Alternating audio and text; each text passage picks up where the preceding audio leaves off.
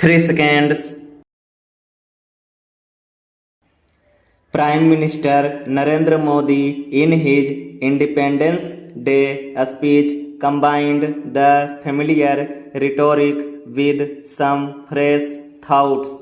He spoke at some length about the need for population control, water conservation, and plastic use regulation, indicating the importance that he attaches to these topics.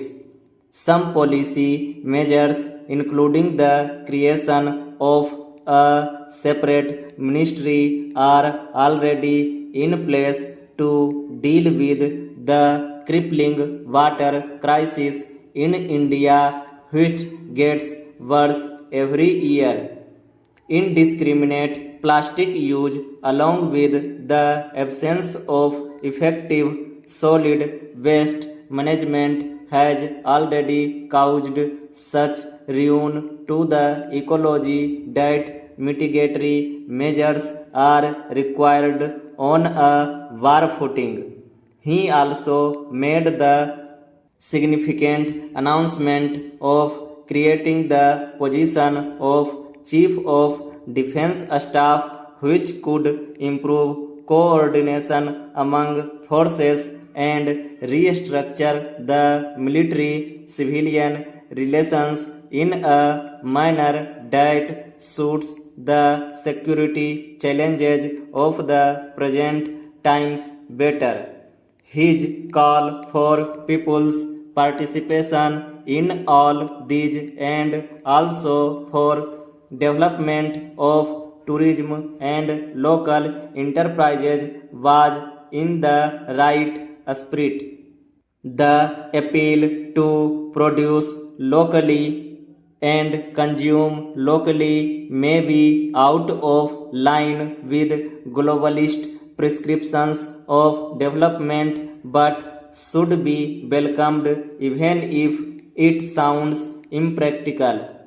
His first tenure between 2014 and 2019 focused on the needs of the people, while the second one, which began this year, he promised would focus on meeting aspirations. Mr. Modi said his government has achieved in 70 days what previous governments could not in 70 years. He struck an optimistic note and said poverty can be eliminated and shall be eliminated as it enters the 73rd year as an independent nation. India needs hope and optimism now more than at any moment in its recent past. The triumphalist overtones of the speech, however, sought to camouflage the gathering clouds of a crisis in the economy on the one hand and the threats to the country's social fabric on the other. Going by the trajectory the Indian economy has followed in the past, it could well be on the way to be a $5 trillion economy in the next 5 years. But he chose not to adequately address the current slump in rural and urban demand and investment slowdown.